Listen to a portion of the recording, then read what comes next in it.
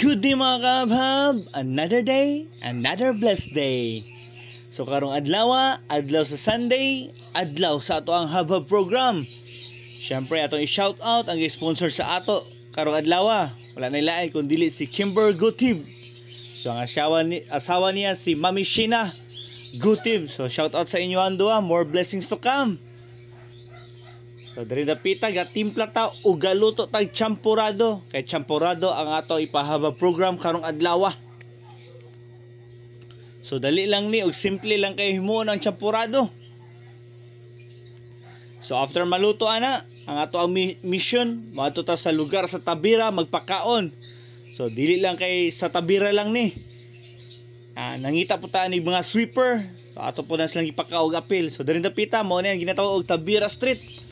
So nanay mga bata diri atong natagaan. So kay ubay-ubay ni ato ang giluto.